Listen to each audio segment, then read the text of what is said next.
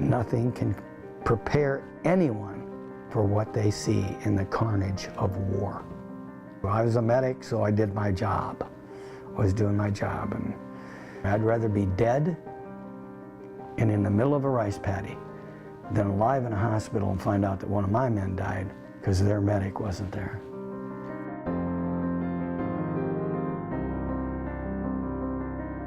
I was doing my job, and although I don't want to squelch any young child that might think that I represent a hero, I was just an ordinary guy doing, some extraordinary things. The President of the United States of America, authorized by Act of Congress, March 3, 1863, has awarded in the name of Congress the Medal of Honor to Private First Class James C. McCloughan, United States Army.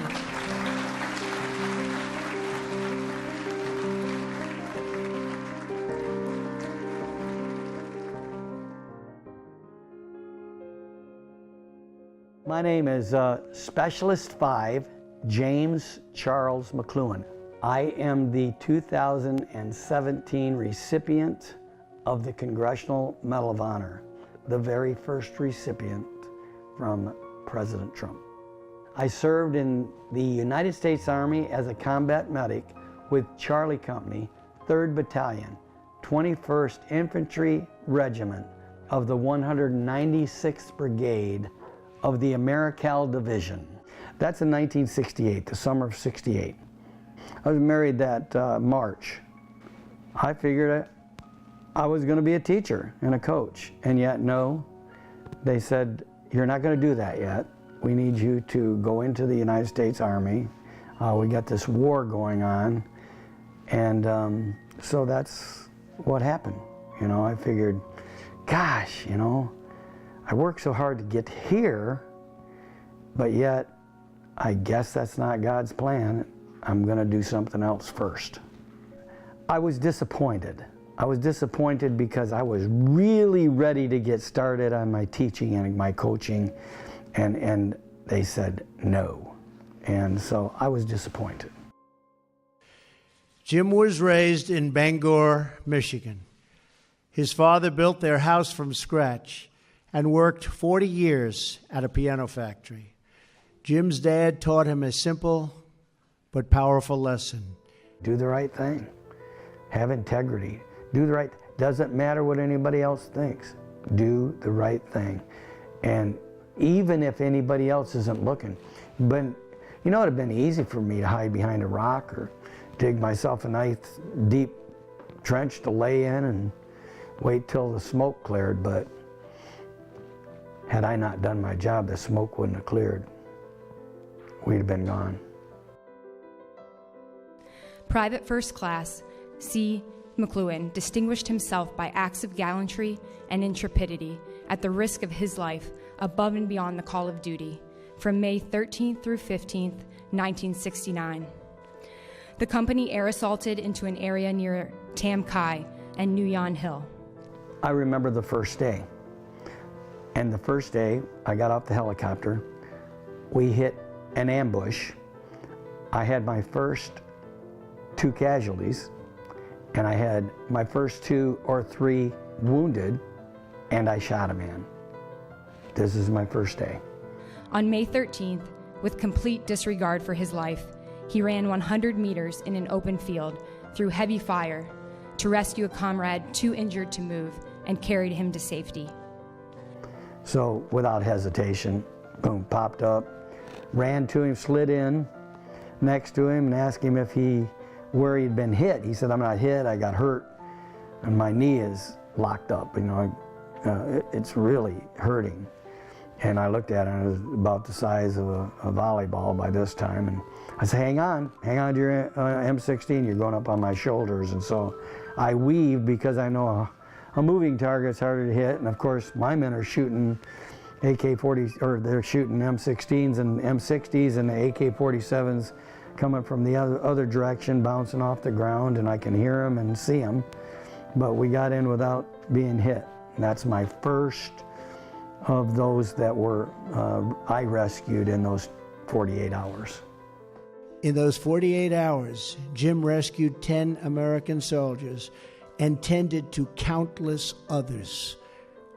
He was one of 32 men who fought until the end. They held their ground against more than 2,000 enemy troops. Jim, I know I speak for every person here when I say that we are in awe of your actions and your bravery. My Uncle Jack got everything started. And you know, he was my idol as a kid. That's a strange thing too. He great athlete, outstanding athlete in high school. And so I was a little guy. I was 4'7" going to 7th grade, 4'10" going into 10th grade, and graduated at 5'2". Graduated from college at about 5'3". And now I'm 5'5", giant of a man now. But 11 varsity letters in high school, 7 in college.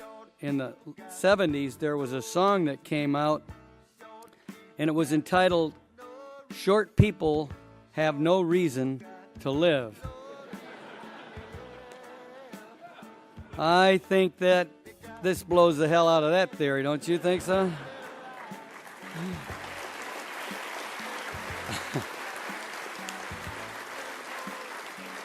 It was my Uncle Jack who inspired me, because he was a little guy too, and so if he can do it, I can do it, you know.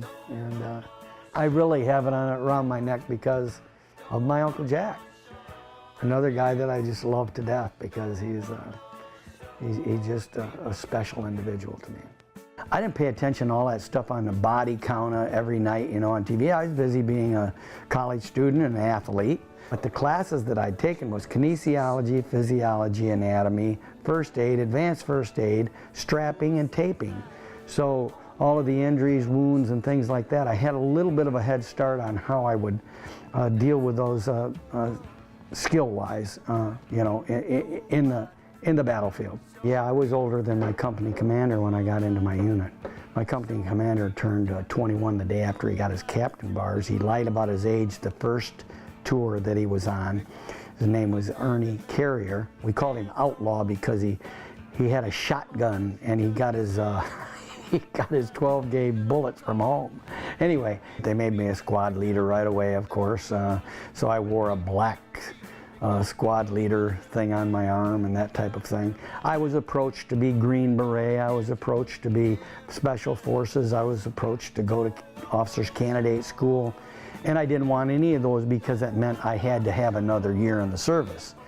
There was what you called a regular Army, which was a volunteer. They volunteered, they had to have 3 years in the service. Me, a draftee, I had 2 years in the service. So they were going to get me for the 2 years. They were putting a hold on what I really wanted to do, but you weren't going to talk me into going into something else that added another year to that. I wanted to do my 2 years and then get on with what I wanted to do. That same day, 2nd Platoon was ordered to search the area near New Yon Hill when the platoon was ambushed by a large North Vietnamese army force and sustained heavy casualties. With complete disregard for his life and personal safety, Private First Class McCloughan led 2 Americans into the safety of a trench while being wounded by shrapnel from a rocket-propelled grenade. Went out several times into the kill zone. The citation is, states that I went out 10 times and saved 10 Americans and 1 Vietnamese because I drugged 2 Americans in at one time on one of those times I went out. But I was injured, and the moment that I got injured from a rocket-propelled grenade, of course, I knew it, but here again was a focus time. I couldn't focus on that. It really stung. I mean, I knew that I'd been hit with the fragmentation. But I had 2 guys to get off of this berm, and so that's what I did. I got them off the berm. Then, after I'd gotten everybody in that first night, the lieutenant, who later became captain, he said to me, "Doc, get on." And that's when I realized that I'd been hit, and I looked down, and my own blood was all over me. I was pelted from head to foot. But I had gotten close enough when I took those 2 guys off the berm. The hill, which was called New Yon Hill, was about 3/4 of a mile away, and it looked like lava coming down off of that hill as those men floated down off the hill. Now, at this point, our lieutenant argued the night before that we shouldn't be sent in here because they sent no forward observation in to to know how many people were there. Well, we find out later on there's 2,000 NBA and 700 VC, and there's 89 of us. So anyway, here we are back at the helicopter, and he's telling me to get on, and I said, I'm not going. And he said, why? And I said, you're gonna need me. He ignored a direct order to stay back and braved an enemy assault while moving into the kill zone on 4 more occasions to extract wounded comrades. He treated the injured, prepared the evacuation, and though bleeding heavily from shrapnel wounds on his head and entire body, refused evacuation to safety in order to remain at the battle site with his fellow soldiers, who were heavily outnumbered by the North Vietnamese Army forces. My father told me at a very young age, if you're given a job to do, never do it halfway. You do it to the best of your ability, not the best of somebody else's ability, but the best of your ability, and do it till it's done. Well, I knew that particular battle was not done. I'd rather be dead and in the middle of a rice paddy than alive in a hospital and find out that one of my men died because their medic wasn't there. That night, we were harassed all night. And they had women screaming, and we don't know whether they were, abusing or beating these women up, or they were just doing this for effect.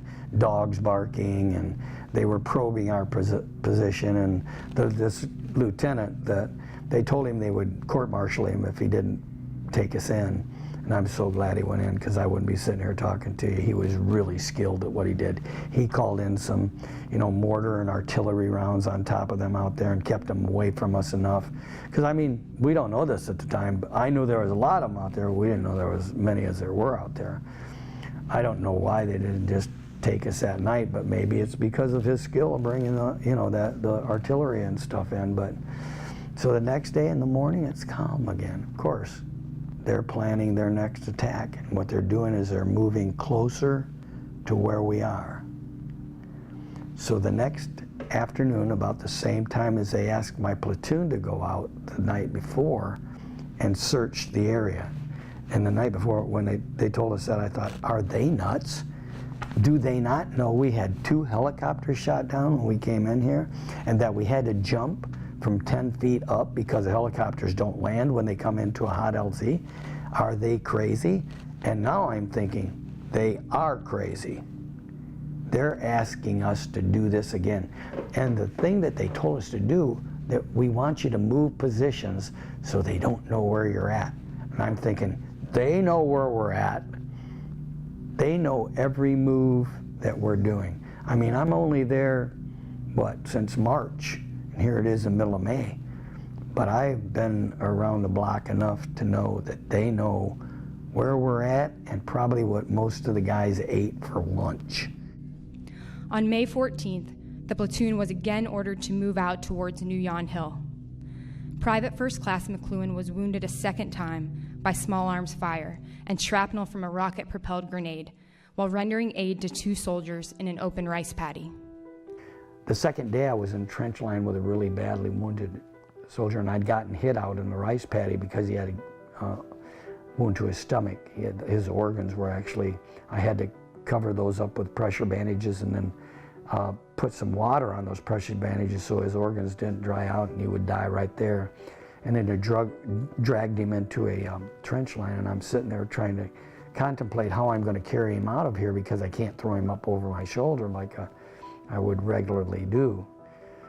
So I just decided I'm going to carry him like a baby, and this incredible thought came over me that it had been since I was a small boy that I had told my father that I loved him, because we just didn't do that. Fathers didn't do that with sons, and sons didn't do that with their father. I'm sure he loved me, and I was even confident that he knew I loved him because we were best friends too.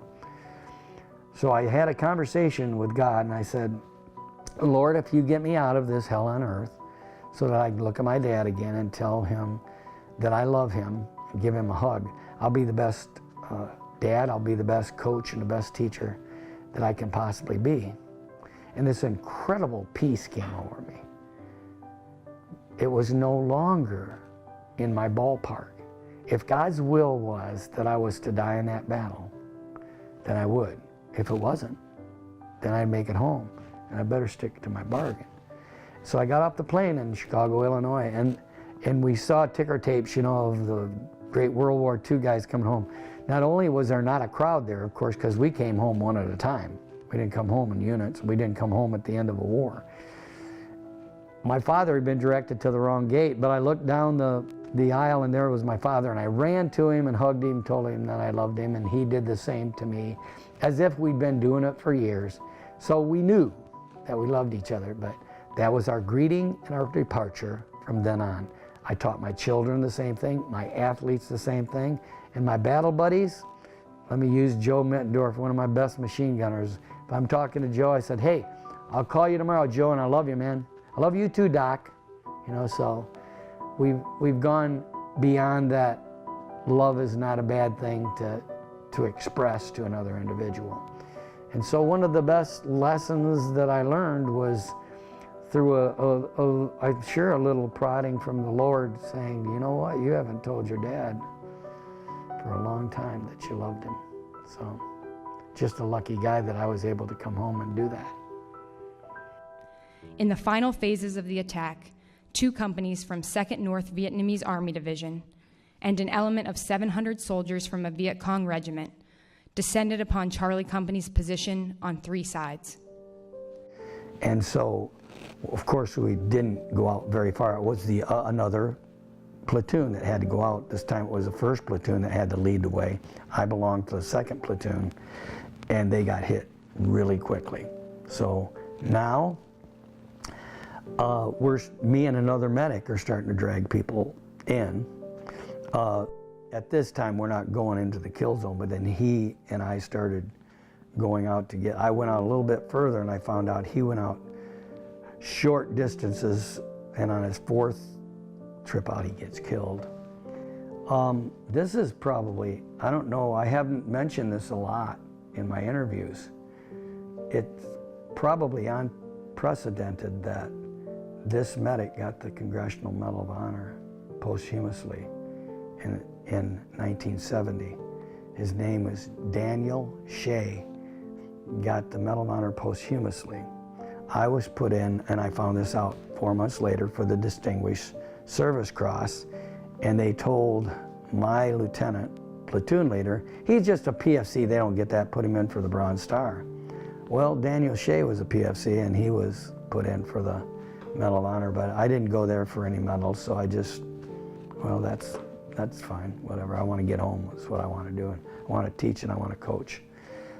But then in 2017, Jim McCloughan, another medic, same company, same battle. I don't think it's ever been done that 2 medics, that's how bad that battle was. And as a matter of fact, I have a book over here on the table that finally that battle is mentioned as one of the most horrendous battles in that war. Up to this point, all you heard about was, I'm sure you've heard about it, Hamburger Hill. And it was bad, but I want people to know there were battles going on all over in Southeast Asia. There are men that deserve this medal that will probably never get it because somebody didn't see what they did. You have to have somebody see it. You have to have at least 2 people write it down and vouch for them.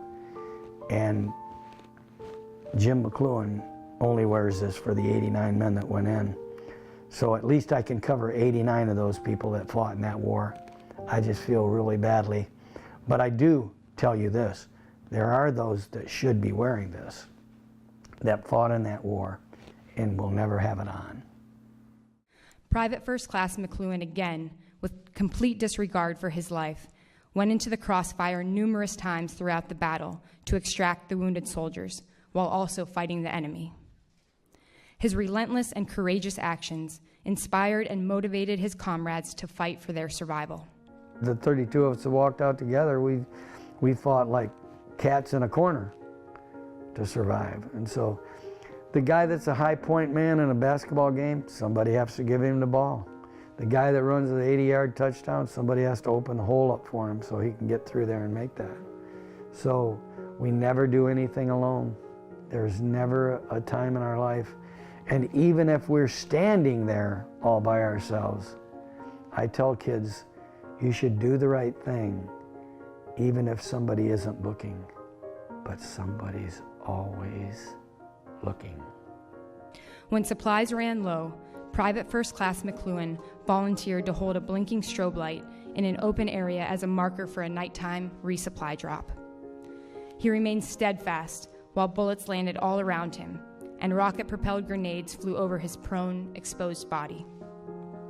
This was the first war that the Vietnam veteran medics carried weapons. All the other wars prior to that, medics did not carry weapons. Some guys carried sidearms, but remember, and a lot of times I didn't have my weapon because I would have to hand it over to somebody else. I was going to need both of my hands to deal with whatever it was that I was going to deal with. But sometimes we would have to patch up a North Vietnamese soldier that we had captured, and I'm thinking, did I just shoot this guy and now I'm patching him up? You know, it kind of was something that you had to deal with thought-wise that it's very difficult. During the morning darkness of May 15th, Private First Class McCloughan knocked out a rocket-propelled grenade position with a grenade, fought and eliminated enemy soldiers, treated numerous casualties, kept 2 critically wounded soldiers alive through the night, and organized the dead and wounded for evacuation at daylight.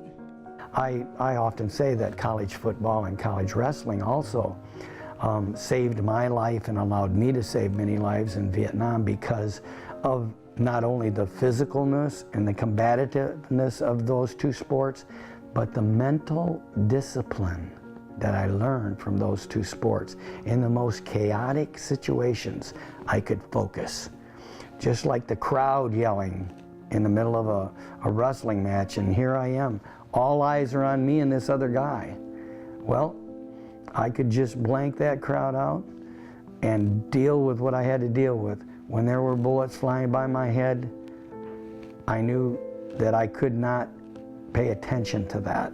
I had to pay attention to the details of patching this individual up and getting them to safety so that they would live another day and live to go home.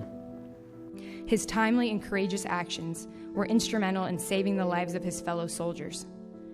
Private First Class McCloughan's personal heroism, professional competence, and devotion to duty are in keeping with the highest traditions of the military service and reflect great credit upon himself, the AmeriCal Division, and the United States Army.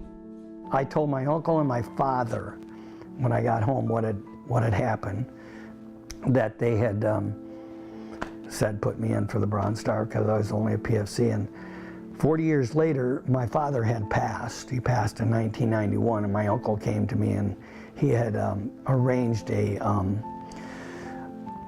meeting with Fred Upton. And of course I didn't see Fred, I saw his secretary. And so that's when the process started. We had to find a lieutenant. They only represent me, but then the lieutenant has to go back after the Distinguished Service Cross. He accumulated 9, only 32 of us walked out of there, 9 notarized eyewitness letters. Remember, I told you there must be at least 2, but he had 9. And it took 6 years and 4 months to even leave the Public Relation Committee and get into the Army Board of Decorations and Awards, where it has to start. 2 months after that call, I get a call from Senator Stabenow, who had taken over for Levin. I had gone from Upton to Levin. Levin retires. Stabenow took over. She said, she called me to tell me that my case had gotten onto the desk of the Defense Secretary, who has to sign it, of course, for the DSC.